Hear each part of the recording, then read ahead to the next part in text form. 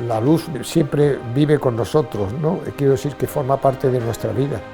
Lo que ha significado para mí es que he estado constantemente estudiándola, viendo cómo viene, va, rebota, entra. Ese estudio para mí ya es una cosa constante y forma parte de mi vida. Es una cosa que he perseguido desde pequeño.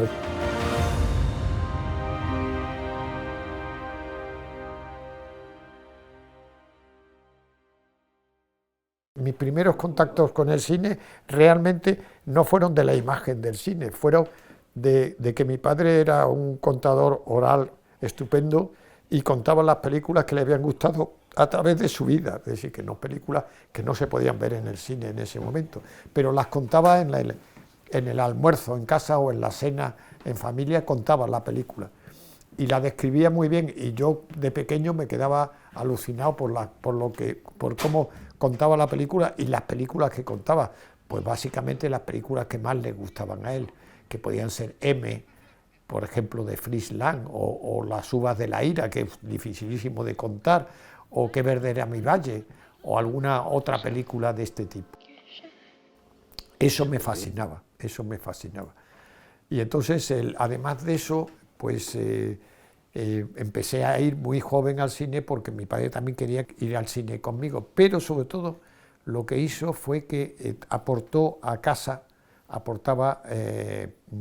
traía películas de 16 milímetros de la época muda, que son películas que a él le fascinaban porque le habían fascinado de pequeño y que nos fascinaron a nosotros, porque eran las películas de Charlie Chaplin, Buster Keaton o El gordo y el flaco, o el otro Harold Lloyd, que eran los grandes cómicos de la época y que realmente, si se examinan muy bien, estaban resueltos muy imaginativamente. La imagen era poderosa y explicaba muy bien lo que ocurría en pantalla, porque yo creo que eso es importante. Yo creo, por otra parte, que los grandes directores de cine de los 40, 50 fueron creados en el cine mudo.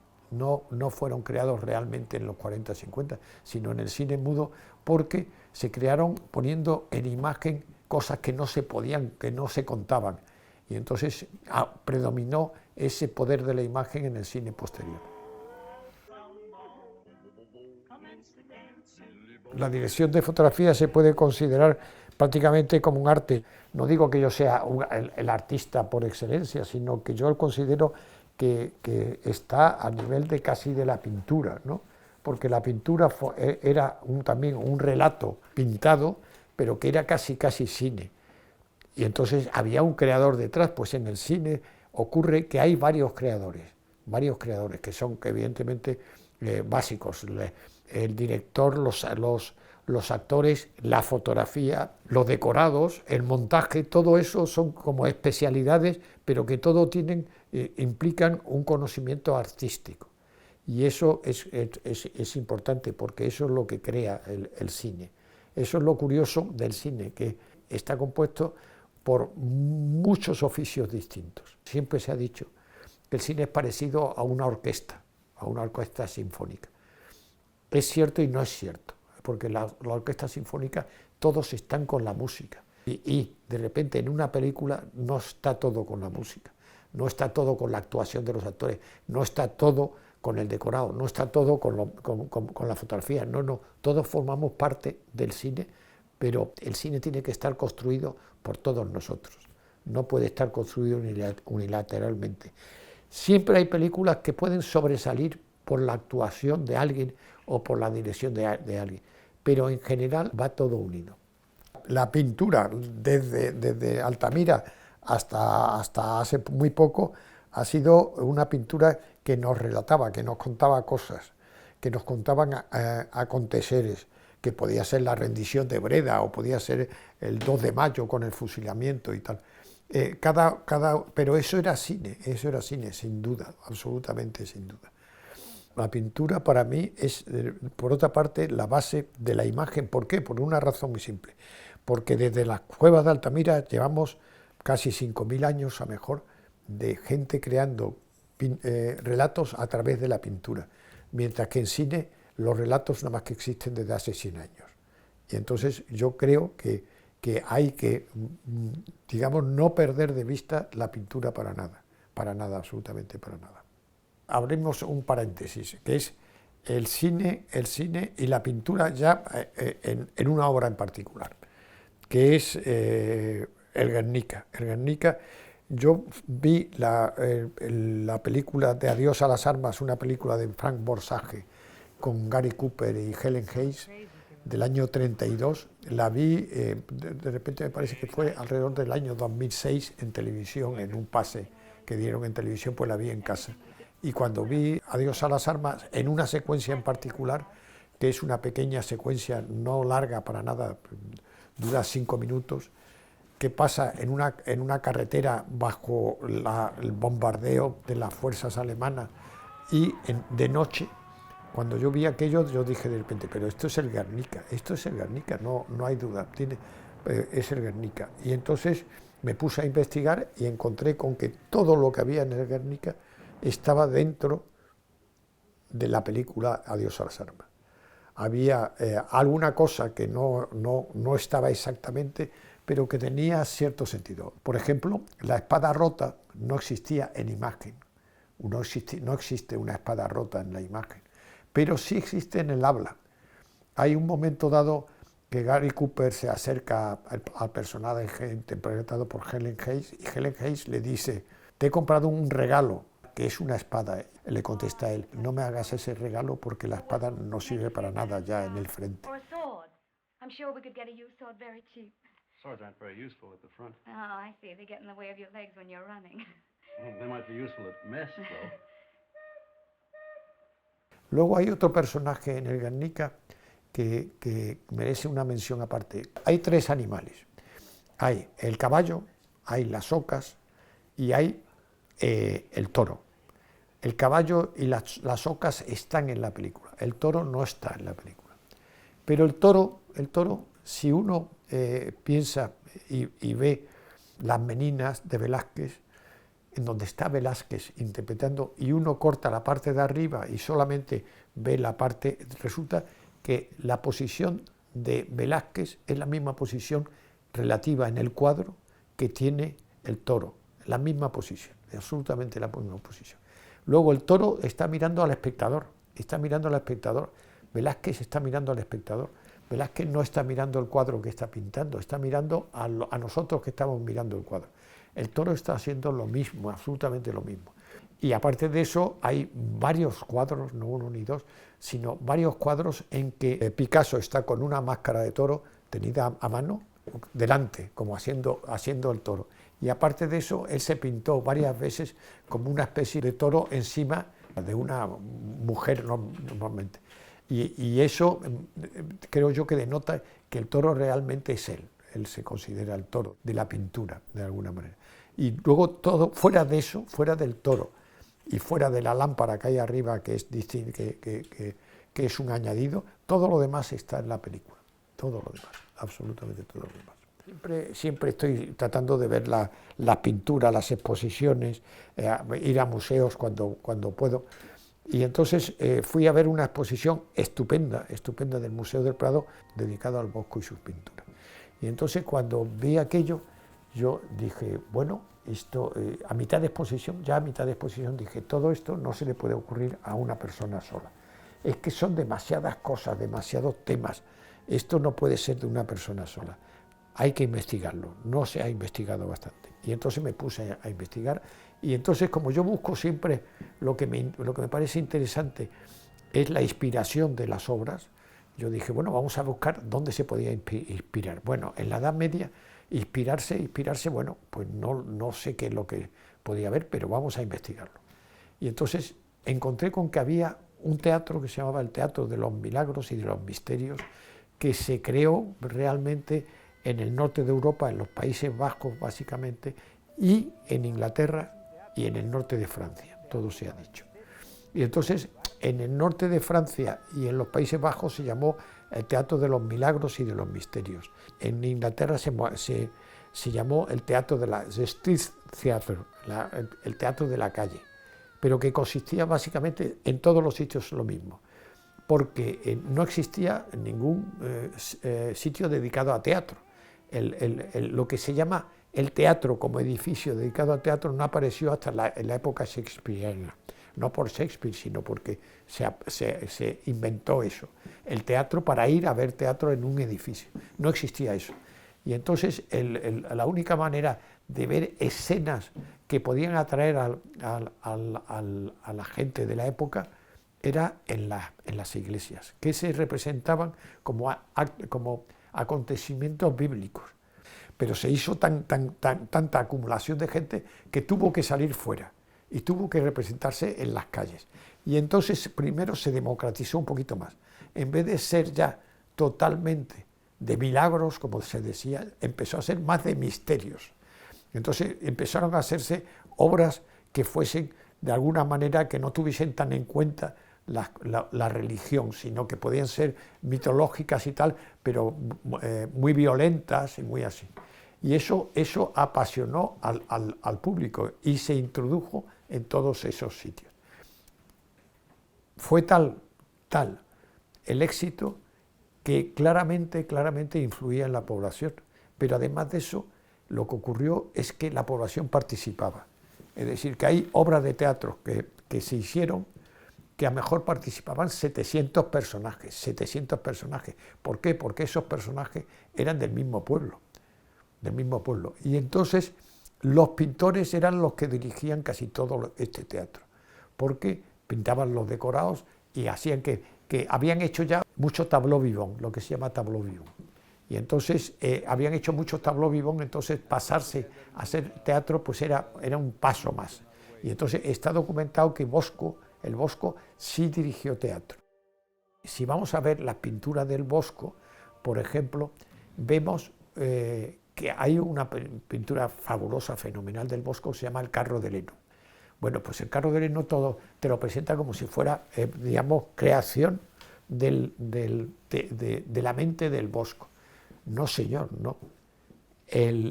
Había una parte del teatro que se aposentó a lo mejor la plaza principal o la playa, pero hubo en la población que era un poquito más grande, hubo teatros que se hacían en carrozas y que iban recorriendo el pueblo, iban haciendo en un sitio, en otro, representando una escena X. Entonces el carro de heno era uno de los carros que recorrió el perímetro de la ciudad para representar eso que estaban viendo. Es decir, que él estaba pintando una cosa que ocurría de verdad. Hay una cosa que hay que tener en cuenta. El Museo del Prado, el origen del Museo del Prado es los Países Bajos de Europa, porque la reina de Hungría, que era hermana de Carlos V, era una gran coleccionista de arte. No sabemos por qué, pero le dio por ahí que en la época no se estilaba tanto. Y cuando en un periplo que el Carlos V hizo hacer a Felipe II, que no había salido, Felipe II no era todavía Felipe, al príncipe Felipe, le hizo salir de España, le hizo salir para que conociese los Países Bajos y Alemania, los terrenos donde podía reinar él más tarde. Y eso lo hizo a los 18, 19 años. Fue un periplo casi de un año. Hay un libro estupendo que se llama El felicísimo viaje del príncipe Felipe al norte de Europa, comandado por Carlos V. Es un libro estupendo. Es un poco pesado porque se repite mucho, porque repite pueblo por pueblo lo que ocurría cuando llegaba un gran dignatario. Porque todo eran representaciones teatrales, estaba lleno de representaciones teatrales. El caso es que Felipe, cuando se hace muy amigo de la reina de Hungría, de la hermana de Carlos V, y cuando murió la reina, le legó toda su colección de pintura a Felipe, que se la trajo a España. Ese es el germen del Museo del Prado, no hay que olvidarlo. Y entonces Felipe, por otra parte, lo que vivió, que está clarísimo, en ese libro de Felicísimo Viaje, está clarísimo que lo que vivió durante todo ese recorrido, que en los pueblos le recibían y le representaban, le hacían una representación de una obra de estas, se quedó pasmado ante las obras y de repente encontró que el Bosco daba esas representaciones en sus pinturas. Y entonces pidió que se comprasen esas pinturas. Entonces mandó a unos señores, uno que se llamaba Guevara, que era el que lo llevaba todo, a comprar todos los cuadros que pusiese del Bosco, que es la riqueza del Museo del Prado, que casi todo el Bosco del mundo entero está en España, pero es por Felipe II. Y entonces el Guevara le contaba a Felipe, a pesar de lo que te parezca, de lo que está pintado en los cuadros, el Bosco solo pintaba lo que veía, no se imaginaba nada, no le demos vueltas, pinta lo que ve, y lo que ve es lo que está en los cuadros. Eso lo decía en sus cartas Guevara, que es bastante notorio, bastante notorio. En arte, cada película tiene un concepto distinto y por lo tanto se apunta a una visión del arte distinto. No se puede decir esta es mejor, esta es peor, es decir, que el concepto de hacer una película como ¿Quién puede matar a un niño? O la última de Madres Paralelas no tienen absolutamente nada que ver, no tienen casi nada que ver. Tienen algún punto en contacto, pero vamos, no tienen casi nada que ver. O una película como Belle Époque y una película como El Sur, pero tampoco tienen realmente, aparentemente, nada que ver. Pero sí tienen que ver en un concepto generalizado de mi cine. La fotografía yo la concebí desde el principio, trataba de concebirla desde el principio, de que no hubiese casi sombras. Es decir, yo estoy aquí, os estoy observando y vosotros me observéis a mí y no tengo sombras alrededor. Sin embargo, en la fotografía que se hacía hasta un cierto momento en el cine había siempre sombras y además muy definidas, porque los aparatos eran aparatos con eso que se llaman lentes Fresnel, que son unas lentes que son como unas lupas condensadas en un tamaño más pequeño que una lupa normal, que sirve para dirigir mejor la luz y tal, pero que es muy puntiforme la procedencia de la luz. Entonces eso crea unas sombras nitidísimas en las paredes. Y a mí eso me parecía horrible porque no existía en la realidad, era muy simple, no existía en la realidad. Pero sin embargo la gente lo aceptaba porque era blanco y negro. Eso es lo que hizo que el paso del blanco y negro al color costase tanto trabajo para los directores de fotografía. Porque la fotografía en blanco y negro viene más bien del teatro que del cine, no era un concepto. Entonces estaba creado por aparatos puestos por encima del decorado, todos colgando por encima del decorado, dirigidos hacia el decorado y los actores. Y entonces se operaba que cada aparato iluminaba una cosa. Había un aparato para iluminar una mesita, otro aparato para iluminar un sillón al fondo, otro aparato para iluminar un cuadro. Si había un crucifijo, había una lucecita para el crucifijo. Y eso creaba una especie, para mí, de falsedad lumínica muy notoria. Pero como era blanco y negro, y el blanco y negro, desde mis estudios, era una cosa que no existía en la realidad, la gente aceptaba esa luz tan extraña, la aceptaba, porque consideraba que era la luz del blanco y negro. Y el blanco y negro subconscientemente, para el espectador, era otra dimensión, era otro mundo. Por eso lo pasaba muy bien viendo el blanco y negro. Evidentemente nunca ha habido tantos espectadores como cuando las películas blanco y negro, jamás en la historia de la imagen y tal, jamás. ¿Por qué? Bueno, pues porque de alguna manera era una forma de ver otro mundo que no veían a su alrededor, se incorporaban a otro mundo.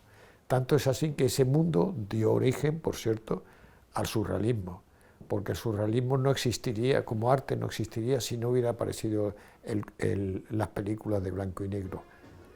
Y el mundo creativo se hubiera empapado de ellas, el mundo que creó, digamos, el surrealismo, que fue absolutamente una creación debida al cine. Bueno, la luz siempre vive con nosotros, ¿no? Quiero decir que forma parte de nuestra vida. Entonces, pero lo que ha significado para mí es que he estado constantemente estudiándola, viendo cómo viene, va, rebota, entra, causa superficies de repente muy brillantes o al revés, o mateadas. Y entonces ese estudio para mí ya es una cosa constante y forma parte de mi vida, es una cosa que he perseguido desde pequeño. Y también he tenido la suerte de criarme en Tánger, que es una ciudad mediterránea y africana, las dos cosas, es decir, porque considero que en Europa, a partir de una cierta latitud, los días de sol son muy pocos, mientras que los días de sol a partir de otra cierta latitud para abajo es la mayoría. Y entonces yo estaba en donde la luz del sol era mayoría, había 300 o 320 días con sol, y entonces tú podías ver las fluctuaciones de los días del sol y, digamos, estudiarlas muy fácilmente. Mientras que los directores de fotografía, que son grandes directores de fotografía, que puede ser todos los del norte de Europa, sin embargo, eso no lo tienen en cuenta. La luz que entra por las ventanas, que puede ser del sol, no la tienen en cuenta. Y en mi cine eso predomina, siempre predomina, la luz del sol. Menos en el sur. En el sur, la película del sur, no, porque es una luz que yo desde el principio creé como una luz en donde no existía el sol, sino que todo tenía que ser la luz del reflejo, que el sol no, cuando tienes una ventana que mira al norte, el sol no da nunca, y sin embargo sí entra el reflejo del sol, del sol en el cielo, y es una luz como difusa, más bien fría, y eso es la luz del norte. Y el sur está toda hecha a base de esa luz, ¿no? Básicamente, para en la segunda parte que nunca llegó, eso es otra historia, que nunca llegó que explotase la luz, porque la segunda parte del sur se pasaba toda en el sur de España y tenía que ser, bueno, pues eso, la explosión de la luz y del calor y del sol. Aparte del hecho de que en mi fotografía casi no hay sombras, pero si hay sombras no son definidas. Eso es un hecho. Luego, el hecho de que la luz sea creíble. Yo en mis películas la luz que pongo puede a lo mejor no estar a lo mejor de acuerdo, pero es creíble. Puede ocurrir que la luz sea así en ese interior, porque a mí me saca de quicio que vea una película en que de repente la luz viene, la ventana está en un lado y la luz viene del otro lado, o de repente predominan los contraluces cuando no hay ninguna ventana o ningún sitio de donde puedan venir los contraluces. Y entonces eso me saca un poco de situación. Y yo trato de que la luz sea muy creíble para que el espectador se olvide del hecho de que está viendo una cosa creada por el hombre y generalmente artificiosa, sino que se incorpore a lo que se está contando porque es creíble, ¿no? Y luego hay una característica mía que es el hecho de que yo utilizo mucho la luz de rebote, lo que llamo la luz de rebote. En mi estudio de la luz siempre hago que la luz venga por la ventana, pero a lo mejor pega en una pared o pega en el suelo y me interesa crear esa luz de rebote. Por lo tanto, yo lo que hago es que la luz entra por las ventanas, pero a donde yo quiero y como yo quiero. Evidentemente con la angulación que yo también quiero y tal. Y eso me hace tener que puede ser creíble dos fuentes de luz distintas. A lo mejor una ventana, que puede ser una fuente de luz, pero el rebote del sol en algún sitio, que también sería otra fuente de luz. Entonces con eso se puede jugar para hacer una luz creíble, pero que sea buena para los actores, porque yo lo que más me preocupa no es la luz de los decorados, que viene aparte, digamos, de alguna forma, sino la luz de los actores. A mí esto que ahora se lleva tanto, que se llama la luz de atmósfera, no me parece muy interesante. A mí me parece interesante la luz que nos hace participar de las emociones de los actores, porque a mí un decorado no me da ninguna emoción. Puedo contemplarlo y decir, está bien, es bonito. Bueno, pero ya a los 20 fotogramas ya el decorado ya está sabido, no. Pero sin embargo, si estamos con la luz de los actores sacándole partido a sus emociones y a lo que tratan de llevar con ellos, me parece muchísimo más importante. Por eso en general yo tengo tendencia a iluminar más bien a los actores que al decorado. Yo cuando se monta una escena, ahora con Pedro Almodóvar o en cualquier momento, lo que quiero saber es lo que pasa con los actores. Y luego ya me trato de ver qué es lo que puede pasar con el decorado. Pero yo lo que no quiero es qué pasa con el decorado y luego que los actores caigan dentro y a ver, bueno, pues ya recibirán la luz, porque es una luz que puede ser hasta como muy real, pero que no puede que nos favorezca a los actores y no favorezca nuestra visión de la emoción, porque hay que tener en cuenta que los actores básicamente, los actores y todos nosotros, a través de los ojos expresamos nuestro interior de alguna manera. Si no lo ilumina bien, no están bien iluminados los ojos y tal, nosotros no podemos ver en los interiores de los personajes. Se puede, cuidado, se puede evidentemente jugar a no verla, porque se plantee, pero en general en las historias que se nos cuentan, la mirada de los actores tiene que tener relevancia porque es como se están expresando. Y el Goya a la mejor fotografía es para José Luis Alcaine.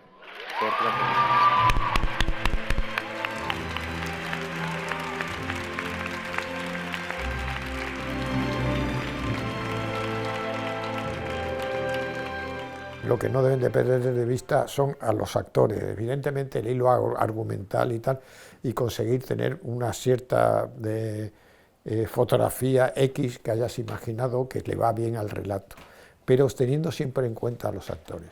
Lo peor que puede pasar en el cine y que pasa, no es que pueda pasar, es que pasa, es atarse a los storyboards. Los storyboards son una forma de hacer cine basada en unos cómics que se han creado antes, que se puso de moda realmente a raíz de la secuencia del asesinato en la ducha de Janet Leigh en Psicosis, que estaba hecho en storyboard todo, porque al amigo Hitchcock se le ocurrió que todo tenía que ser en plano muy corto, porque se había encontrado con el problema de que era un asesinato en una ducha de alguien que tiene que estar en pelotas en la ducha, y cómo se fotografía eso. Y entonces se le ocurrió que todo un montaje a base de planos cortos, yendo para acá, para allá y para allá, que no se viese el cuerpo en general de ninguna manera, pero que se viese que estaba en la ducha, que estaba desnuda y que la mataban. Y la forma de hacerlo se le ocurrió que tenía que ser por planos cortos.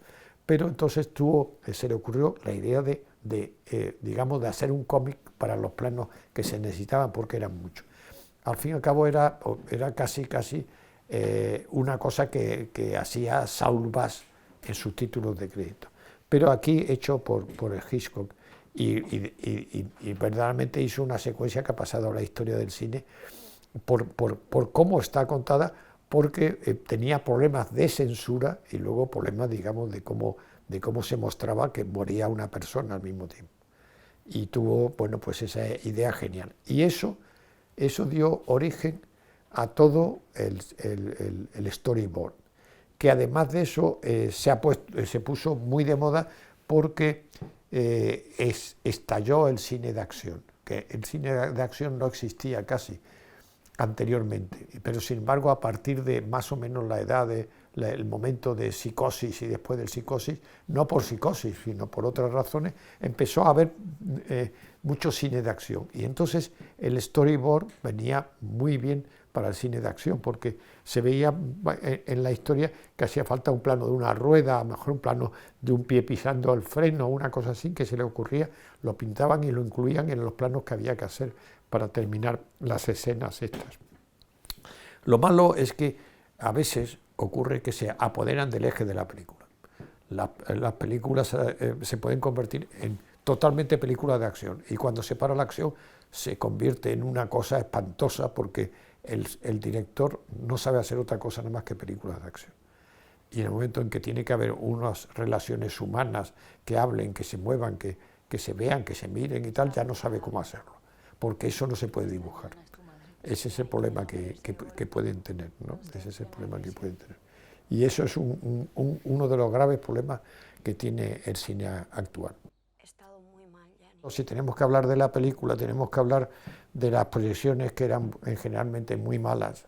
Es decir, que ahora que se ven las películas que generalmente se remasterizan y se ven en la plataforma, películas antiguas, están bastante correctamente positivadas y de densidad buena y de contraste bueno y todo ese tipo de cosas. Pero eso era raro de ver, porque una película, cuando yo empecé a hacer cine, se tiraban 5 copias de una película. Y entonces esas 5 copias de una película recorrían toda España durante 5 años. Entonces imagínate lo que podía ser una copia de celuloide proyectada durante 5 años en diversos, diferentes cines de todo el país. ¿Cómo podía quedar? Pues quedaba hecha una porquería. Entonces, a partir del estreno de las salas principales de Madrid y Barcelona, empezaba la decadencia de las películas. Empezaban a estar en mal estado, rayadas, faltaban fotogramas, bueno, estaban en muy mal estado, seguían recorriendo España, cosa que no ocurre, claro, ahora. Pero aparte de eso ocurría otra cosa, que de esas 5 copias no había realmente técnicamente menos el control que podía hacer el laboratorio sobre ellas, pero ninguna productora ejercía ningún control sobre las películas. Y entonces una copia podía salir verde, otra podía salir ligeramente desenfocada, porque por lo que fuese no apretaba bien, no contactaban bien una cosa y otra. Y eso pasaba a la proyección. Entonces era un suplicio. En cuanto salías de Madrid, cuando ibas de vacaciones a algún sitio, se te ocurría ir a un cine de verano, a no sé dónde, a Alicante o a San Juan, si había un cine, la película estaba absolutamente destrozada, ¿no? Destrozada. Y eso, por suerte, ahora no ocurre, porque de alguna manera se han tenido que renovar todos los cines con proyectores digitales, con buena calidad y tal, y entonces la diferencia que hay entre verla en donde tú hayas hecho la postproducción digital y en el cine digital X o Z, en el complejo X o Z, que son más o menos nuevos, hay apenas diferencia, y eso marca, eso es bueno. Por lo tanto, yo creo que el digital en ese aspecto ha ganado ampliamente al sistema de celuloide. Evidentemente, cuando ibas a Cannes, que estaba todo controladísimo y se llevaba una copia excelente bajo el brazo y todo ese tipo de cosas, la proyección era buena, pero la proyección fuera de los grandes estrenos en Madrid era mala, y en los grandes estrenos de Madrid podía ser también muy mala, porque por una razón muy simple, porque los cines no tenían renovados sus proyectores, no renovaban sus pantallas, que estaban grises, llenas de polvo, y luego estaban mal concebidos, a lo mejor. Es decir, que por ejemplo el Capitol tenía un proyector, se proyectaba con 2 proyectores, ahora se proyecta solamente con uno, pero entonces se proyectaba con 2 proyectores porque las bobinas de película no podían ser de la cantidad de metros que se necesitaba para ver una película. Entonces tenían 2 proyectores que estaban sincronizados. Cuando uno terminaba, se disparaba el otro, o los sincronizaba a mano el proyeccionista. Pero aparte de eso, el exhibidor le decía al proyeccionista que nada de ponerlo a 220 voltios, que es como tenía que estar la lámpara de proyección, sino que a 150 o 160 voltios, porque se ahorraban una cantidad de lámparas importante, porque las lámparas tenían a 220 a lo mejor 5.000 horas de vida, mientras que si la ponías a 150, 160 era casi eterna, y una lámpara costaba muy caro, muy caro.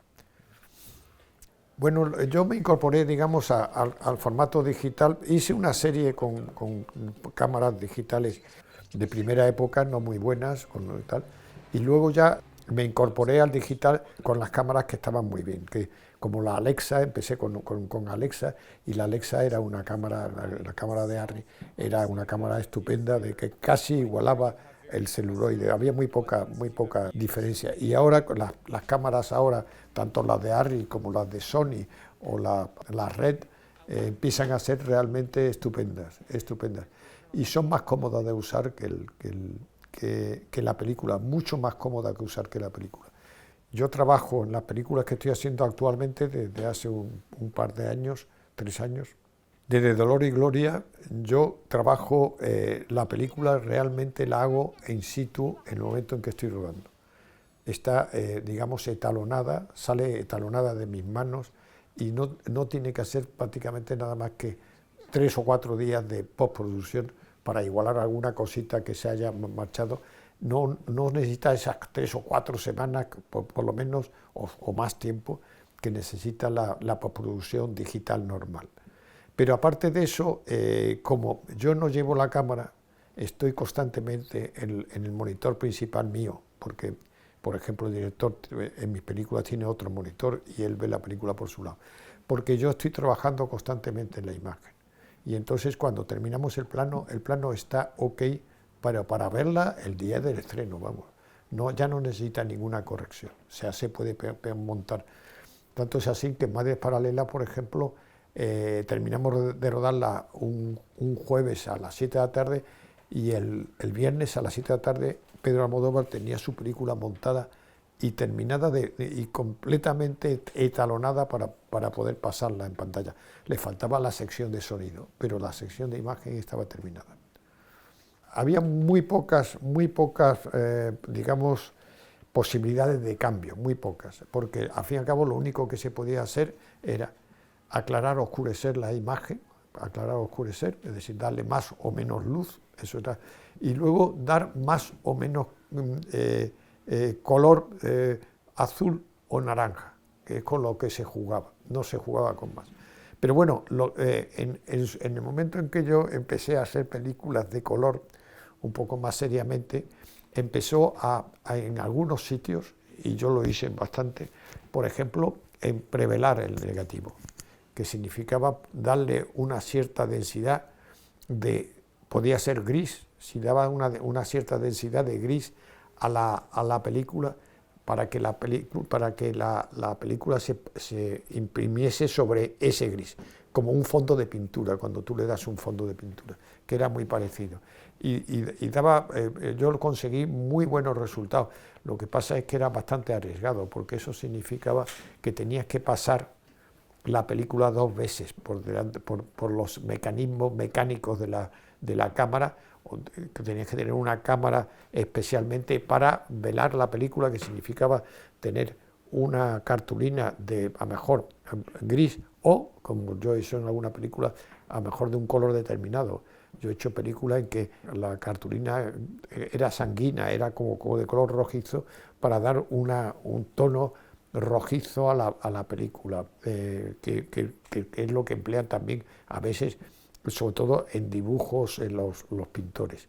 O si no, hacer como un retrato de familia, por ejemplo, un tono más bien frío, azul, porque era una cosa de la guerra civil, que se pasaba en una familia dentro de la guerra civil, y entonces le daba una pátina un poquito azulada, pero toda ella, las sombras también, porque eso adquiría. Era una cosa que se hizo mucho en un momento dado, pero en España básicamente en esa época la hice yo. Y bueno, pues eso, le di tonos sanguíneos, azul, marronáceo, sepia, diferentes según digamos, iba a ser la película. Pero eso se lo hacía yo, no se hacía en el laboratorio normalmente. El laboratorio se negaba a hacerlo. Una vez me dijo que lo hacían ellos y lo metieron la pata hasta, bueno, lo hicieron fatal, porque no tenían ni idea. Lo único que les parecía que yo estaba entrando en su terreno, en dar un tono dado, ¿no? En los 70-80 se utilizaban normalmente los aparatos de Fresnel dirigido y muchos los cuarzos, muchísimos los cuarzos. Los cuarzos, que son una fuente de luz que es bastante potente, pero que su pérdida de energía en calor es brutal, casi el 95% de la lámpara, con lo que dan un calor, vamos, insoportable. Quemaban las gelatinas, cuando se le ponían delante, las quemaban continuamente y representaban mucho gasto de gelatina. Y a mí, yo estaba tratando de encontrar otra fuente de luz, y a mí se me ocurrió que podían ser los fluorescentes. Los fluorescentes no se usaban en cine. Cuando se me ocurrió la idea, no se empleaban en cine para nada. Y entonces yo empecé a hacer pruebas, empecé a utilizarlo en una película de Jaime Camino en Barcelona, que se me ocurrió que había una luz que tenía que poner encima de una mesa, y digo yo, pues esto realmente tengo que ponerla, es complicado de ponerla, pero esto es una luz de fluorescente. Y entonces fuimos, el gaffer y yo, corrimos a una ferretería a buscar unas luces de fluorescentes.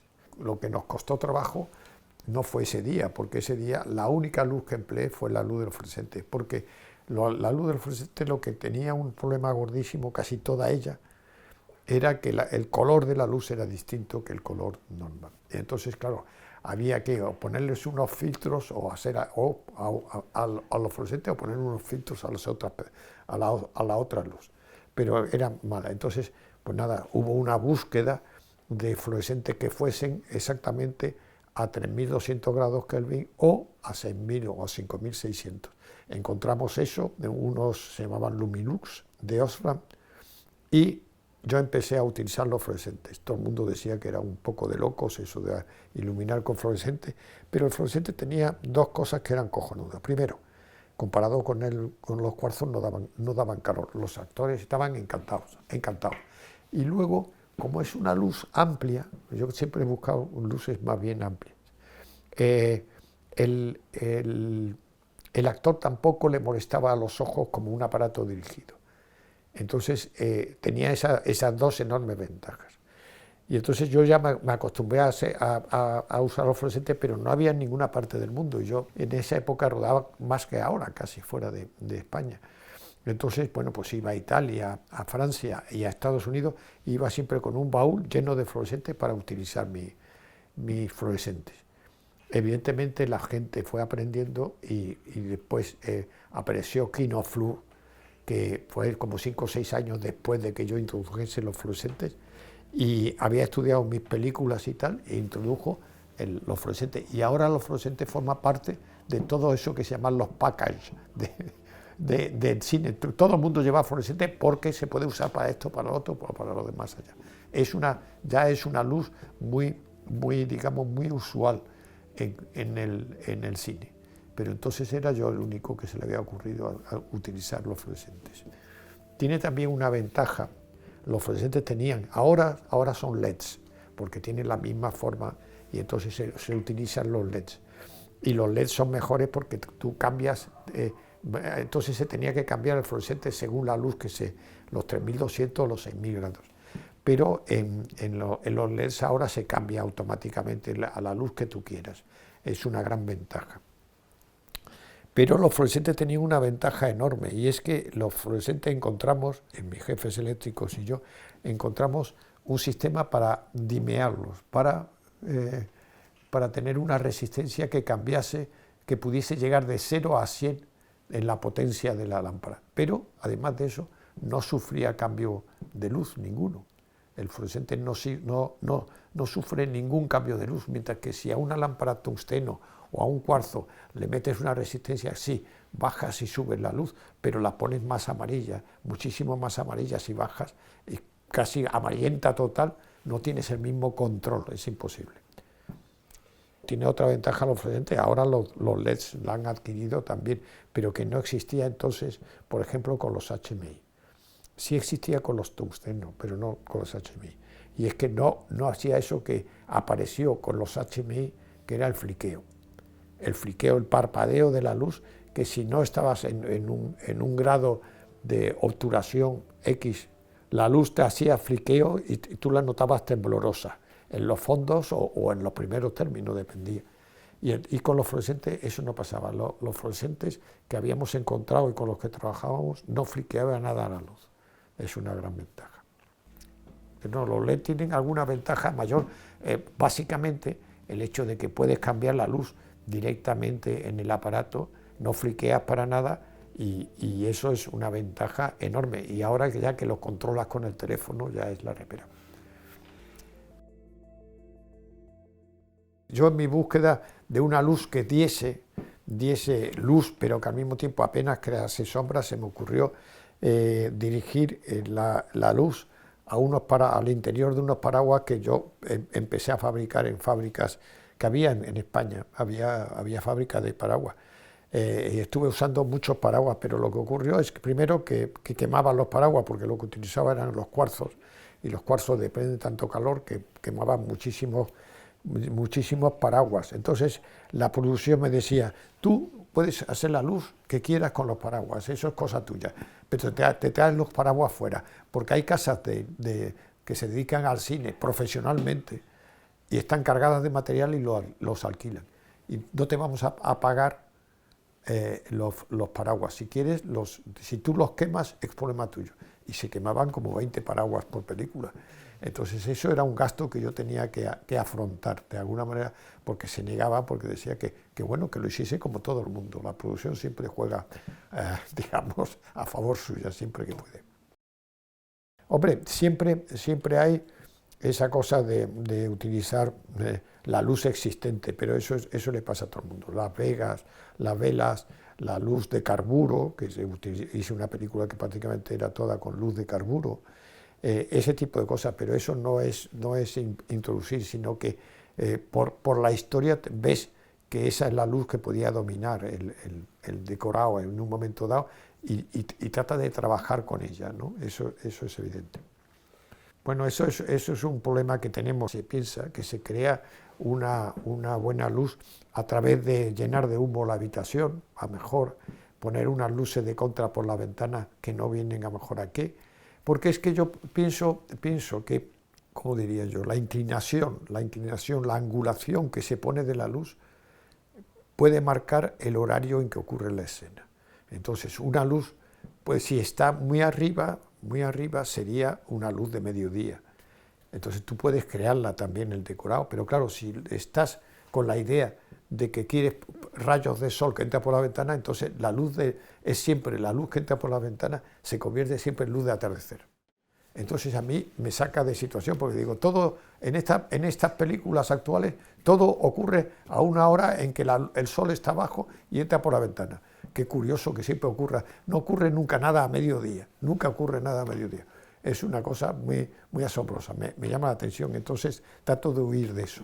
Pero eso es debido a esto que digo, de que para mí la angulación, la inclinación de la luz, que como entra por la ventana, marca absolutamente el horario en que ocurren las secuencias.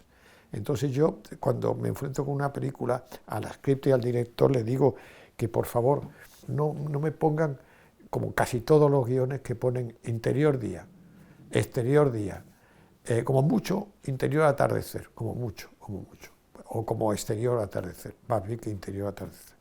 Pero todo se convierte en una cosa así muy amplia que es interior día.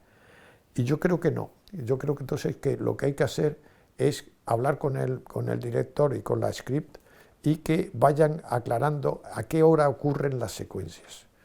¿A qué hora? Porque para mí no es la misma luz, una luz de las 11 de la mañana que una luz de las 3 de la tarde. Y no tiene el mismo color. Y no entra en las habitaciones de la misma forma. No es una cosa, eso es lo que yo encuentro mucho en el cine actual, que tienden a hacer la luz que es bella en principio. Evidentemente una luz que entra baja y entra un poco a contraluz es bella. Pero eso de que además en un hospital estés el hospital lleno de humo para que marque, me parece una cosa que dice, bueno, pues esto para mí me saca de quicio. Y me saca de quicio y digo, esto no es creíble, puede ser bello, pero bello, digamos, epidérmicamente, porque si te saca de situación, no funciona aceptablemente. Está ocurriendo una cosa, que es que la imagen que nos proyectan es epidérmica en la pantalla, es una pantalla plana, no tiene profundidad. Al no tener profundidad, creo yo, claro, aquí ya funciona la teoría, ¿no? Pero es una teoría, porque digo funciona la teoría, pues yo tengo varias teorías. Y entonces, esta teoría de la profundidad de campo, yo digo, es una cosa que pensé en la pandemia, viendo las películas antiguas de la época mía, de los 40, 50, las películas de John Ford y de Otto Preminger, y todas las grandes películas de grandes realizadores, Ford Coppola con El Padrino y tal. Y yo pensé, es que lo que ocurre es que nosotros nos integrábamos en las películas, nos veíamos casi dentro de la película, ahora estamos rechazados. La película, la pantalla rechaza al espectador, el espectador no puede entrar en la pantalla porque no existe, fuera de lo que es la planicie de la pantalla mismo, de la enorme pantalla blanca que hay ahí, fuera de eso no ves nada en el interior porque está todo plano. Entonces, de alguna manera el espectador se ve como rechazado, no participa en la película, eso es mi teoría. Y sale del cine sin que la película esa le deje ninguna huella. Y eso da pie a lo que yo llamo el cine frío. El cine actual, la mayor parte es cine frío. Estéticamente puede ser bello, en algún momento hay planos que son muy bellos, el desenfoque es muy bello y te sugiere alguna cosa, pero no te integra, el espectador no se integra en la pantalla, lo ve como simplemente una manera de ver y sale del cine y ni siquiera tiene por qué contar el cine, porque no hay que ver otra cosa, nada más que lo que te presenta el espectador, esto.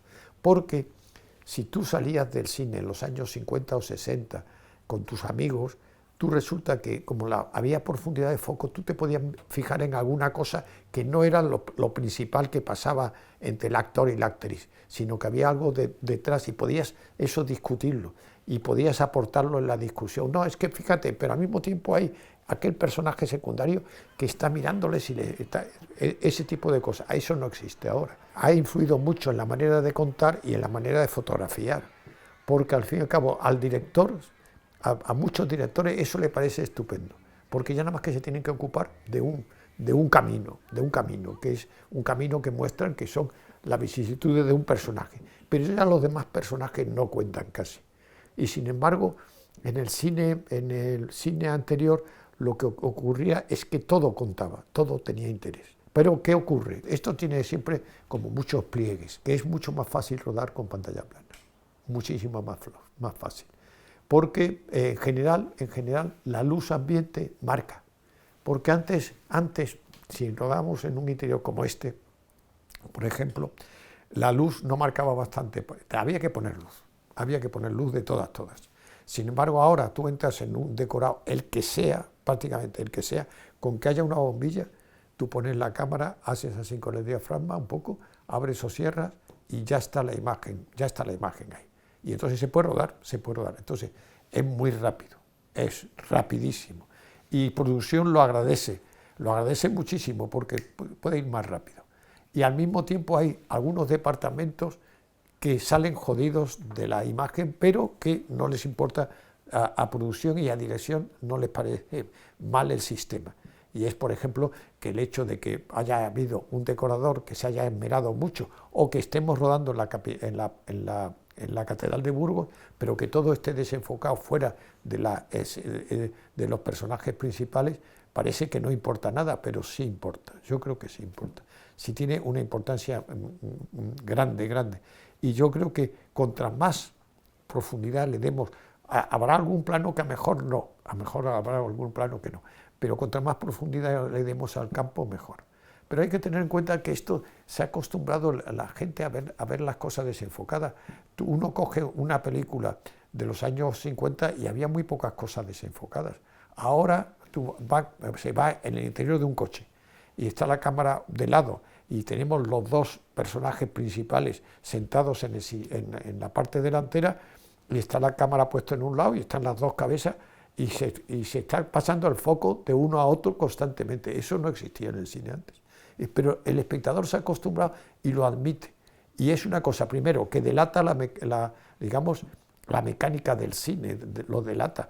Y luego hay momentos en que a lo mejor uno de los actores está dando lo mejor de sí mismo en el plano, pero está desenfocado y no lo sabe. Y sin embargo, si estuviera enfocado, uno estaría viéndolo. Y entonces es una pérdida de información. Y yo creo que eso marca mucho. Yo creo que es lo que está alejando al público de la pantalla, de los cines. Evidentemente los cines están sufriendo por la pandemia y están sufriendo por las plataformas, es verdad, todo eso es verdad, pero también porque se está concibiendo mal. Eso viene de origen de la publicidad de los años 70, 80, 90. En la publicidad de los 70, 80, 90, las pantallas, ahora hay pantallas de 75 pulgadas, que son pantallas enormes y tal, pero las pantallas eran como mucho de 30, el que tenía una pantalla de 30 pulgadas en casa era la leche, ahí íbamos todos a ver el fútbol, si acaso. Y entonces la publicidad que estaba hecha por los mejores técnicos que había, porque te pagaban muy bien, estaba muy bien pagada, mucho mejor que el cine, muchísimo mejor que el cine. La publicidad descubrió que en esa pantalla pequeña, si los spots que se hacían, que duraban 20 segundos y tenían a mejor 30 planos, porque era una cantidad de planos impresionante. impresionante. Eran planos muy pequeños, entonces para que la lectura causara algo en el espectador, digamos, y se quedase el espectador con él, aparte de que fueran bastante primeros planos, es que tuviese el foco en un solo punto y todo el resto estuviese desenfocado. Y entonces tú veías, había un personaje, un modelo que aparecía, y entonces él estaba a foco y ya todo el resto estaba desenfocado. Se rodaba a 1 o 3 diafragmas, siempre se rodaba a 1 o 3 diafragmas la publicidad. Y entonces eso poco a poco se fue incorporando al cine. Y al incorporarse al cine, pues esos grandes, porque eran grandes directores de fotografía, dijeron, pues esto también tiene su aquel en pantalla. Y se generalizó. Pero aparte de eso generalizó una cosa peor.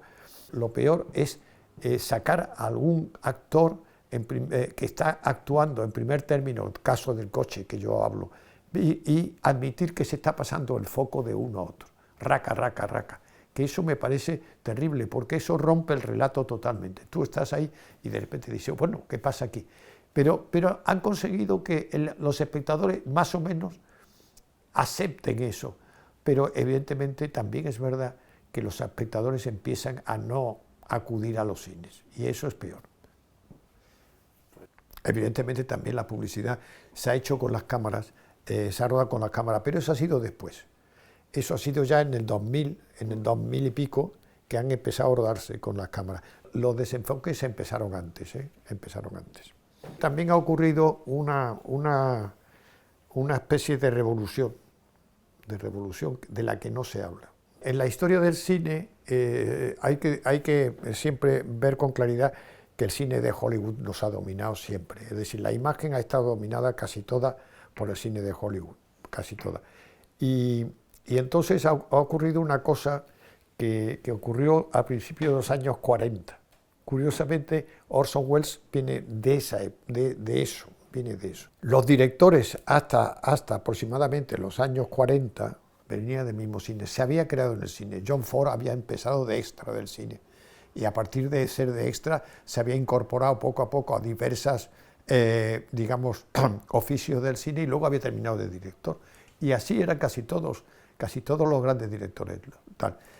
A partir de los 40 empiezan a contratar a directores de Broadway, del teatro. Entonces aparecen los directores de teatro. Pero los directores de teatro tenían grandes conocimientos de dirección de actores, pero no de la mecánica del cine. No habían estado nunca en un estudio y tal. Y entonces los grandes estudios, Metro, Paramount, Warner y compañía, todos estaban dirigidos por gente que tenía cierto olfato de cine. Yo digo que habría que dedicarle más atención a estos grandes directivos, porque tenían un olfato del cine que ahora se ha perdido casi. Entonces llaman a estos, pero deciden que hay un personaje en el rodaje, que es el director de fotografía, que hace 5 o 6 películas al año en la época. Por lo tanto, tienen una gran práctica de rodaje, cosa que los directores no tienen. Y entonces deciden colocarles a estos directores que vienen de Broadway, básicamente, de Broadway o de televisión, o de guionistas. De los tres hubo grandes aportaciones al cine. Grandes directores de fotografía que supiesen bastante bien de todo para que les planificasen las películas, porque ellos de eso no entendían. Y entonces se creó el director de fotografía que mandaba casi en gran parte de lo que era el rodaje. No en los actores, que eso seguía mandando el director, pero en todo lo demás mandaban en gran parte los actores. Estos directores de fotografía, es que yo todavía rodando, te lo cuento porque es anecdótico, pero sí es importante, todavía rodando en los años 80 con directores americanos, me decían que contigo es cojonudo porque se hace lo que yo digo, porque con los otros directores de fotografía americanos se hacen lo que ellos dicen. Todavía en los años 80. Porque, ¿qué cambió eso? ¿Cuál fue el gran cambio? Primero, el hecho de que los directores de fotografía tuviesen tanta experiencia de rodaje, de repente se vio compensado por la aparición del vídeo. No del vídeo de la cámara de vídeo, no, del vídeo para ver películas. Y entonces de repente se podían estudiar los planos con detalles de cómo se había hecho este plano, cómo se había hecho este otro plano, descuartizar las películas en los planos y estudiarlas. Y entonces apareció un director de cine que estaba ya más preocupado por las posiciones de cámara, y eso empujado también por el libro de Hitchcock y Truffaut. Estaba claro, según Hitchcock y según Truffaut, que el punto de vista escogido de la cámara era muy importante en el relato. Y hasta entonces el punto de vista estaba escogido por el director de fotografía, no por el director. Es que eso es importante de dejar claro. Y entonces a partir del libro empiezan todos los directores a estar preocupados, y aparece también en los VHS y tal, y ya pueden empezar a continuamente estar estudiando cómo están hechas las películas de verdad. Entonces llegamos al Padrino. En El Padrino se exacerba esto. ¿Por qué? Es curiosa la historia del Padrino porque no se ha contado de verdad por ahí. El Padrino es una gran película de Ford Coppola, pero también es una gran película de Gordon Willis. Gordon Willis hace una fotografía espléndida en El Padrino. Y Gordon Willis venía de ser el propietario de la planificación de la película. Pero Ford Coppola ya era de los directores que querían, digamos, que introducían la planificación como obra, digamos, del relato. Y además se acababa de publicar, porque el Padrino es del 72, y el libro de Truffaut, de Hitchcock y Truffaut, se publicó en el 66. Entonces ya venía de que leía esto y de que estaba interesado y tal. Entonces lo curioso del Padrino es que es una gran fotografía y una gran dirección, pero se llevaban a matar. Se llevaban a matar porque unos estaban pisando en el terreno del otro constantemente. A pesar de que le hizo una fotografía fenomenal Gordon Willis, que yo decía, yo cuando me contaron que se llevaban a matar, yo no sabía nada, no lo había estudiado, luego lo he estudiado. Y yo decía, pero ¿por qué se llevaba Ford Coppola a matar con Gordon Willis cuando la fotografía de la película también forma parte del relato y es la hostia la fotografía? Y yo decía, ahí hay algo que me pierdo, y era eso exactamente. Que había un choque entre el director de fotografía, que todavía heredaba un poco el sistema de intervenir en la planificación, y el director que ya tenía conocimientos para planificar y estudios de película de cómo estaban planificadas para hacer la planificación. Es decir, que ya era el director, llegaba con un bagaje comparable al bagaje que tenía de práctica el director de fotografía. Y entonces hubo ese choque. Lo que fue curioso fue que al final del rodaje de Padrino primera parte, públicamente, la despedida del rodaje de todo el equipo, Ford Coppola y Gordon Willis se llevaron mal y se dijeron, como en toda la película, porque está relatado en el seguimiento, se llevaron mal también en la despedida y dijeron que no volverían a trabajar nunca más juntos, que se había acabado la colaboración y nunca más, y esperaban no verse nunca más las caras. ¿Qué pasó? Ahí entra el hecho de que había productores. Cuidado, que ahora los productores casi no existen. Había productores, porque triunfa la película, gran éxito, da más dinero que lo que El viento se llevó. El Padrino dio más dinero que lo que El viento se llevó, es decir, que fue un peliculón con unos ingresos brutales. Entonces se plantea hacer una segunda parte.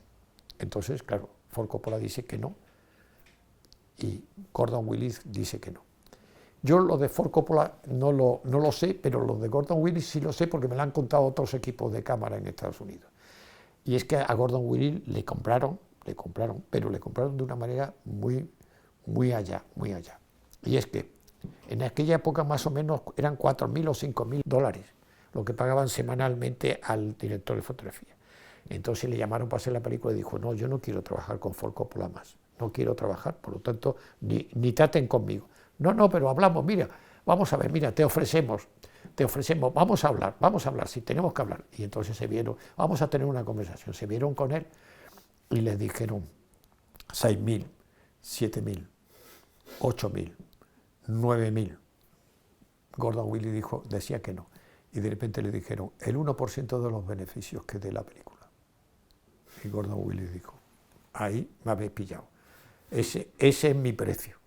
Ese es mi precio. El 1%. Es que estamos hablando de millones. Estamos hablando de millones.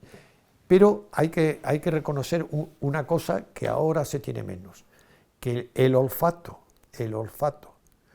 de los productores de la película, pensando en que a pesar de todas las discusiones que tuvieron durante todo el rodaje, la obra del Padrino se debía también a esas discusiones, es decir, que eso que se veía en pantalla era obra también de que se llevasen mal el director y el director de fotografía, había que explotarlo y había que seguir con eso.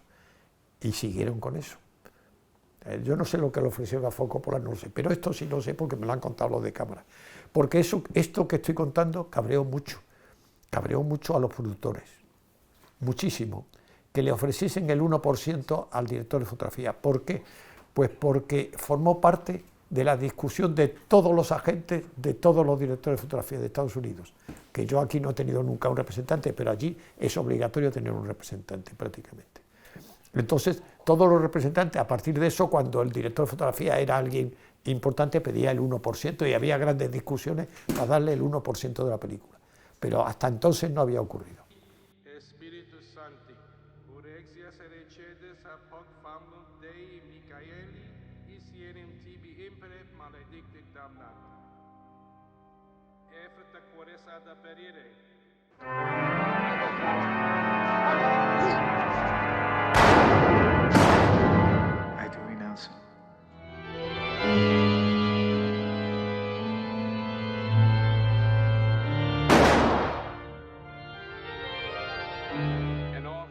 Yo leo poco el guión, es decir, lo leo, me hago una idea general, pero no quiero fijarme mucho. Porque ya me pasó en la primera película en color que hice, me pasó de que me fijé mucho, el guión me lo sabía de pe a pa y me había imaginado luces, y luego resulta que no podía hacerlas. Y entonces estaba contra la pared porque quería hacer lo que había imaginado y que yo creía que era lo mejor que se podía hacer y no se podía hacer porque el interior aquel natural no permitía hacer esa luz de ninguna manera. A lo mejor no podía subir un aparato por la ventana porque no podía llegar tan alto el cherry picker o no había permiso para hacerlo o no quería pagar la producción. Entonces me encontraba con una serie de problemas que mentalmente me tenían arrinconado porque había pensado una solución distinta. Y entonces a partir de ahí dije, ni hablar, no quiero saber nada previamente de cómo voy a hacer. Sí tener una idea general, evidentemente si hace cómo puede matar a un niño, pienso que tiene que ser de día, que no tiene que haber sombras, eso lo pienso tal, pero no particularmente en cada escena. Cada escena queda para hacerla en el momento en que se vea qué es lo que va a pasar con los actores, cómo se van a mover en la pantalla y cómo puedo hacer que los actores estén favorecidos, pero al mismo tiempo se conserve, digamos, el ambiente que yo he pensado que tenía que tener la película. Porque son cosas que a lo mejor son distintas y chocan, pero hay que resolverlo. Pero siempre partiendo del juego de los actores, que a lo mejor puede ser que venga muy bien, cojonudamente, en el momento en que lo ves, que los actores están en silueta contra la ventana. Puede ser, pero eso es difícil de prever antes. Entonces, ahí te lo encuentras, de repente te encuentras cosas. En rodaje te encuentras cosas que son cojonudas y realmente no es posible que lo hayas pensado antes. ¿Habéis visto Madres Paralelas? Hay un plano que no sé si os habrá llamado la atención, que hay un plano que ella está trabajando en el ordenador y llaman a la puerta de la casa y aparece Aitana Sánchez Quijón, que es la madre, y entonces ella se levanta de la mesa, va y sale de campo y tenemos el plano, la cámara puesta en el pasillo y aparece la sombra de ella dibujada y luego ¡paf!, la sombra se convierte en ella. Pues eso es un plano encontrado en el rodaje. Eso no estaba previsto, nadie lo había previsto ni nada. Pero empecé a poner la luz y dada la luz como lo ponía, de repente apareció un eléctrico que atravesó la luz y yo dije, coño, ahí está el plano. Vamos, le digo a Pedro, mira, vamos a hacer esto. Y se hizo así, ¿no? Pero es un plano que está creado ahí mismo, porque hay que estar atento a ese tipo de cosas que pueden ocurrir. Ahora las películas de Almodóvar tienen una particularidad bastante cómoda, porque estamos en digital. Porque la reproducción de color de las películas o del digital no es correcta con cada uno. Cada uno vemos unos colores de manera distinta. Almodóvar los ve de una manera, yo los veo de otra, y tal, y no es que los veamos los dos iguales, no, ni mucho menos. Pero yo trato de llevarlo a lo que él me dice. Me dice, el rojo este yo quiero más intenso. Eso se puede hacer en digital muy bien, porque pinchas el color y aumentas el color. En película era imposible, en película era un sufrimiento, es decir, joder, ahora tenemos las cortinas esas rojas. Bueno, en película, la cortina, si teníamos una iluminación X en el fondo en donde estaba la cortina que tenía que tener aproximadamente casi 2 diafragmas más para que el color rojo fuese bueno. 2 diafragmas más que lo de alrededor. Entonces había que poner una luz especial para las cortinas rojas de las películas de Pedro. En Atame había unas cortinas rojas en los lados de la ventana y yo decía, joder, esto para sacar el rojo le tengo que meter 2 diafragmas más a las cortinas, ¿cómo hago? Bueno, pues una cosa que a mí me disgusta, pues decidí que siempre poner la luz de manera de que no se notase cuando cruzase algún actor por allí, pero poner una luz dirigida a la pantalla, a las cortinas recortadas, de manera de que nada más que diese, es decir, un Fresnel recortado, que yo huyo de eso y tuve que poner Fresnel recortado. Lo que pasa es que se me había pasado que Pedro había escrito una secuencia en que entraba una tormenta, había una tormenta, las ventanas estaban abiertas y las cortinas salían volando para arriba. Entonces, la primera vez que rodamos aquello, me casi en 10. Se quedaban las marcas de los aparatos en la pantalla perfectamente delimitadas, de ese que quedaba. Entonces, bueno, pues hubo que, de alguna manera, en el momento en que empezaba a entrar la tormenta, bajar la luz de las cortinas. Hombre, si estabas muy atento a lo mejor no lo podías notar, pero con todo el follón de la tormenta aquello pasó, pero había que hacer hubo que hacer todo un teje-maneje para tener por todas partes, bajar los frenos en las cortinas y tal. Era el problema del color que quería Pedro, pero era muy complicado, muy complicado. Tanto es así que la luz de Mujeres al borde de ataque de nervio está concebida para el color, para que sea el color que quería Pedro. Está toda concebida así porque yo no tengo ninguna otra película como la de Mujeres en que todo está como aplastado por la luz. Está todo como aplastado por la luz. Pero era la mejor manera de sacar los colores como los quería Pedro. Y entonces yo dije, vamos adelante. Y creé, de alguna manera, un look Almodóvar, de alguna manera. Evidentemente, para mí, el estudio es una maravilla. Lo que ocurre es que si tú aprendes a trabajar en interiores naturales, es muy jodido el estudio, porque tienes que crearlo todo. Mientras que en el estudio naturales te puedes apoyar en la luz que hay, no sé qué, no sé cuánto. Ahí no, ahí tienes que crearlo todo, absolutamente todo. La luz que entra, lo que ves por la ventana casi, tienes que crearlo todo. Y entonces, generalmente a los directores de fotografía primerizos les cuesta mucho trabajo el estudio. Pero sin embargo es la mejor manera de trabajar. ¿Por qué? Bueno, pues porque no dependes, si aquí tenemos una secuencia, tiene bastantes planos porque dura 4 páginas, pongo por caso en este lugar, lo que ocurre es que estamos con unas ventanas bastante grandes, pero la luz que entra por la ventana y lo que se ve por la ventana está cambiando de luz constantemente y llega un momento, y puede ser que hasta que llueva, y entonces resulta que has rodado que allí había sol, y de repente está lloviendo, ¿y qué haces? Bueno, pues entonces le dices al director, no podemos chutar contra la ventana como querías, tenemos que chutar de la otra forma. Y se tiene que cambiar la historia porque no puedes dominar lo que ocurre no lo domina. En estudio se puede dominar todo. Entonces, en estudio puedes poner, si lo necesitas, que llueva en la ventana, como no, o que entre el sol, lo que te dé la gana. Eres como Dios, de alguna forma.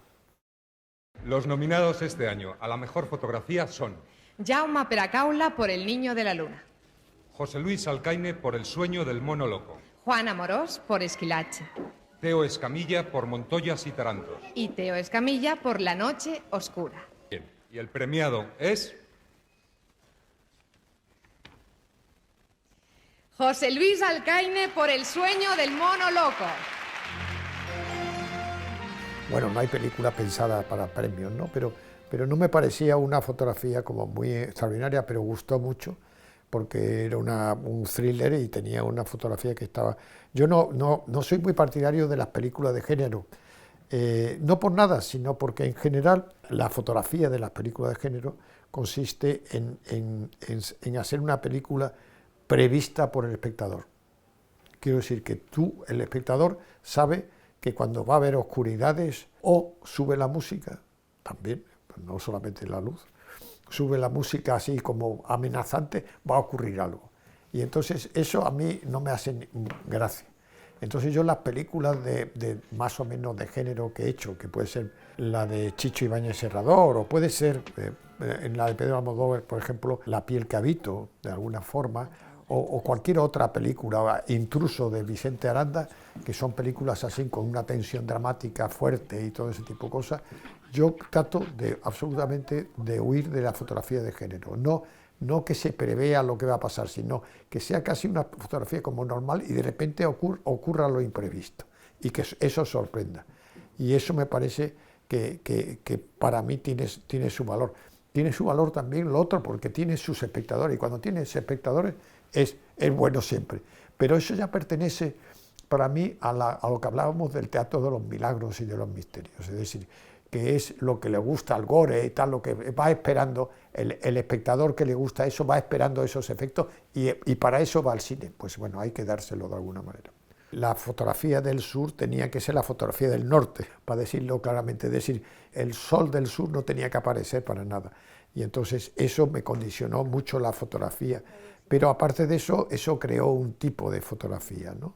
El usar los paraguas también creó un cierto tipo de fotografía. Los paraguas a mí me encantaron y me siguen encantando, pero no les veo una facilidad de uso y por lo tanto tuve que dejarlos porque se tardaba en montar. Sobre todo, no se tardaba mucho en montar cuando había sitios para colocarlo en trípode en algún sitio, pero se tardaba en montar en pasarelas y cosas de este tipo. Ahí tengo una anécdota que a mí me parece que tiene su gracia, que es poco después de La hija de Ryan, esa gran película de David Lean, con Robert Mitchum y Sarah Miles, pero muy poco después rodé, al año siguiente, rodé una película con Sarah Miles. Y Sarah Miles venía a rodar una película a Sevilla. Estábamos rodando en Carmona, justamente el sitio donde íbamos a ir con el sur después, porque esta película fue anterior. La amiga Sarah Miles llega por un fin de semana y empezamos a rodar con ella el lunes. Llevamos una semana rodando, cosas así. Y yo rodaba con paraguas, cantidad de paraguas, pero cantidad. Y entonces, bueno, pues estaba todo lleno de paraguas, era bonito, porque verse rodeado de paraguas por todas partes era bonito. Entonces, cuando bajo del hotel el lunes por la mañana, a las 8 de la mañana, para ir para Carmona, yo iba con mi propio coche. Entonces me encuentro sentada en una butaca en la entrada del hotel a Sarah Miles, que yo no conocía, pero la iba a conocer enseguida. Y estaba sentada allí como muy seria, así como compungida y seria. Entonces fui a ella, me presenté como director de fotografía y le dije, ¿qué le pasa? Pues, ¿por qué está usted aquí? ¿Está usted esperando? ¿Cómo es esto? Y dice, es que me han citado hace media hora y todavía no han pasado a recogerme, había habido un fallo. Y entonces yo le dije, bueno, pues muy simple, véngase conmigo, vamos para allá, va usted a llegar más o menos a una hora aceptable y así, bueno, pues nos conocemos. Total, que se subió al lado mía, se sentó al lado mía en el coche y fuimos hacia Carmona. Y hacia Carmona me hizo un interrogatorio clarísimo, para saber de cómo veía yo la luz. Como todas las actrices están preocupadas por su luz, su fotogenia y tal. Entonces, su hermano, se llama Christopher Miles, era un director de cine que trabajó mucho en la época. Y entonces me empezó a preguntar, ¿qué tal le ha parecido la luz de La hija de Ryan? No, a mí me parece muy bien. Freddie Young es un excelente director de fotografía, excelente. Ah, sí, ¿y qué piensa usted de la fotografía de David Walking? Yo me quedé un poco sorprendido. David Walking, sí, yo pues es un renovador de la fotografía de cine y también es muy bueno. Son distintos, pues son francamente distintos, pero es muy bueno. David Walking hace grandes películas. Yo he visto una película de David Walking que era Bharat Sadeh, dirigida por Peter Brook, un director de teatro, y me pareció una película innovadora de fotografía y tal. Y dice, bueno, entonces eso significa que usted sigue más a David Walking que a Freddie Young. Y yo le dije, bueno, pues si piensa usted, si cree usted que para definirlo, pues sí, yo sigo un poco más la senda de David Walking que la senda de Freddie Young. Se queda callada un ratito y me dice después, me va a sacar usted horrible. Y yo digo, bueno, me deja un poco así parado y digo, ¿y por qué dice usted eso? Y digo, porque yo he hecho, me parece que son 2 películas con Christopher Miles, con mi hermano, y él adora a David Walking y lleva a David Walking, y yo he salido horrible en las 2 películas.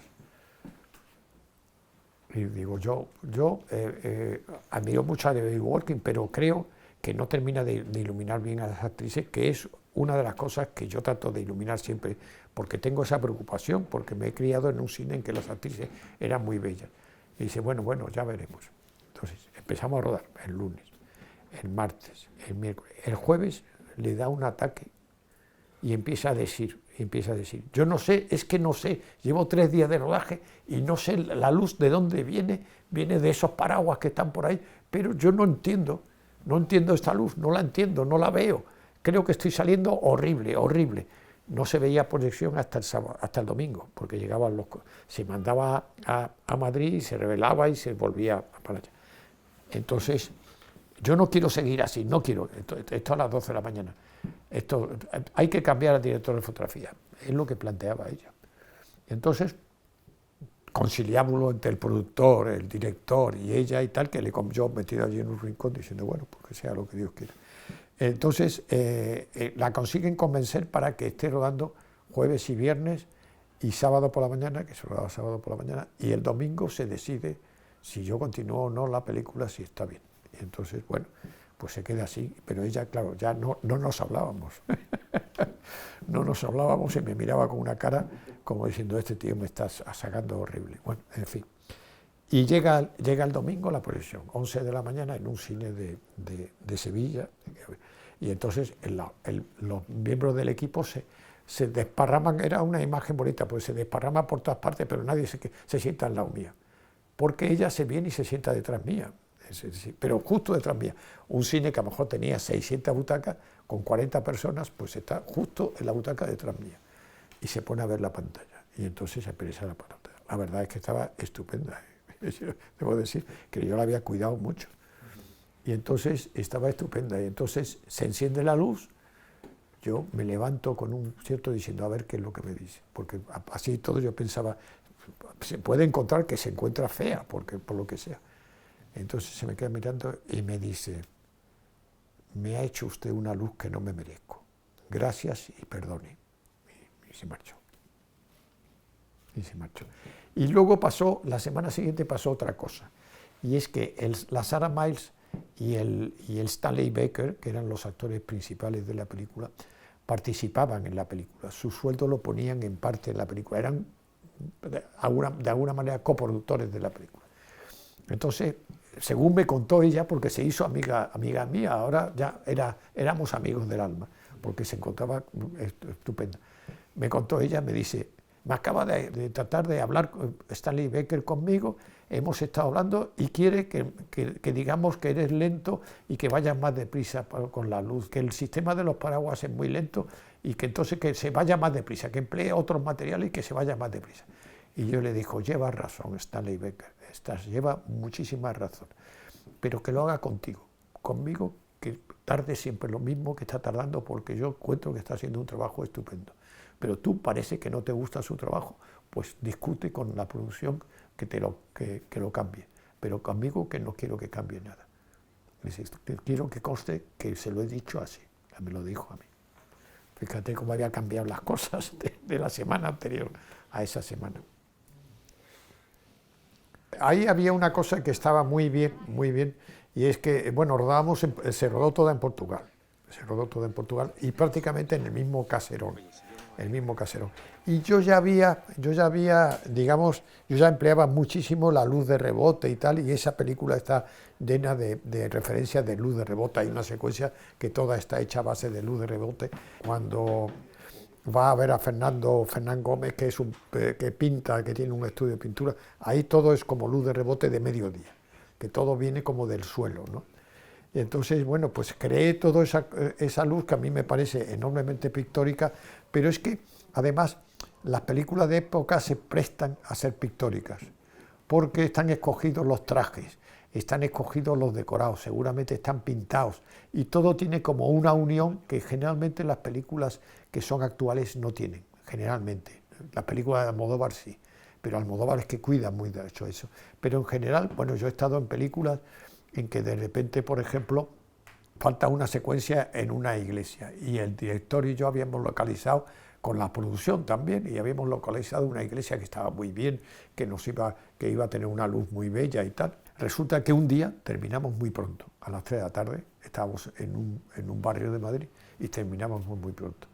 Entonces se enteró 2 horas antes de que estábamos y que no había nada que rodar, se enteró el productor y empezó a recorrer todas las iglesias, porque la iglesia que habíamos localizado estaba en el otro punto, en el otro extremo de Madrid, en otro sitio totalmente distinto.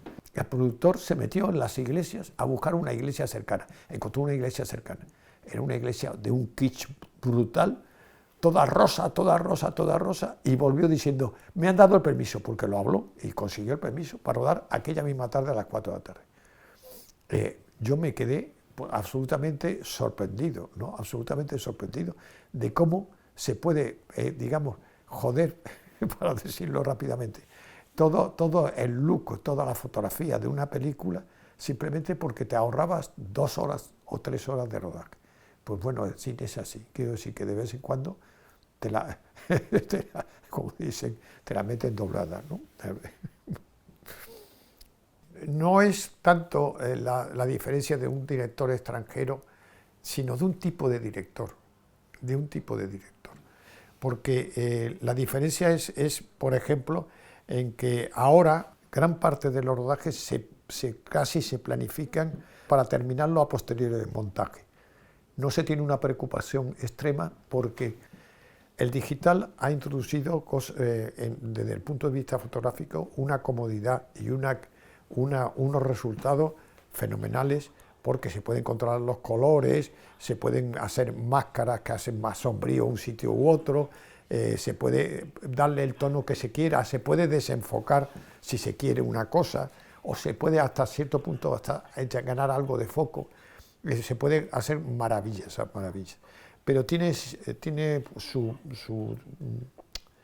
sus efectos secundarios. El efecto secundario básico es que grabar sale muy barato. Ahora mismo el tener un disco duro grabándose que luego se borra y se vuelve a utilizar más tarde en otras secuencias es baratísimo. En la película era carísimo. Rodar el gasto de película era uno de los puntos en que digamos el gasto era muy fuerte. Hay un libro que es bonito, se llama Memorándum de David Selznick. Entonces, en ese memorándum de David Selznick vienen los memorándum que mandaba a la producción, que mandaba a los directores, sobre todo las películas que hacían. Entonces, hay un memorándum que manda, que los memorándum eran diarios, todos los días se escribía, porque veía las proyecciones por la noche y escribía lo que él veía en la pantalla, que estaba bien o que estaba mal. Entonces, se refería a estaban rodando Duelo al Sol, que es una película estupenda y como una gran película de coste y de actores, que Gregory Peck y Jennifer Jones de actrices. Jennifer Jones era en ese momento la mujer de Selznick. Entonces una película como muy cuidada y con un coste muy fuerte. Bueno, pues el memorándum era simplemente: Kim Vidor, te he dicho ya varias veces que no puedes seguir haciendo tomas. Acabo de leer en el parte que hiciste 3 tomas. Te he dicho que no más de 2 tomas, que no vuelva a ocurrir. Y ahora se pueden hacer 40 tomas del mismo plano, que da igual, porque eso, el gasto ese, evidentemente hay un gasto de tiempo, pero el gasto de dinero no existe. Pero eso tiene un inconveniente.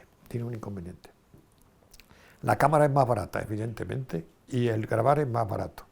Pero entonces tiene el inconveniente de que todo se queda para después porque se ruedan, los planos se ruedan muchos planos, se pueden usar 2 o 3 cámaras sin que sea un gasto enorme, y entonces el director no busca exactamente el punto de vista que va a mandar en la secuencia, sino que lo deja al albur del montaje después. Y eso es fatal para la película, porque los planos quedan como inconexos, a veces, como yo digo, a veces parece una retransmisión de un partido de fútbol, porque están colocadas varias cámaras tomando cosas, y eso da pie a otra cosa, que es que a lo mejor hay una cámara que hace un plano general, que no es el punto de vista de nadie, sino un plano general. Bien, si tratamos de ir deprisa y cuesta poco, pues ponemos 2 o 3 cámaras más. Entonces, las 2 cámaras más que pongamos están con teles. En vez de estar encima de los actores, y que haya foco, en casi todo está con tele, con lo que alrededor domina el fuera de foco. Y eso se sirve para montaje. Eso es un error causado por esto que cuento. Bueno, ahora tengo una película con una directora mayor, porque tiene cerca de 70 años, si no 70 años, que es su primera película, una directora norteamericana que ha estado en coproducción, porque en Norteamérica habréis notado que cuando ponen productores de repente aparecen 20 nombres, porque se coproducen, se ponen algo, uno pone una cosa, el otro pone otra, o ponen dinero.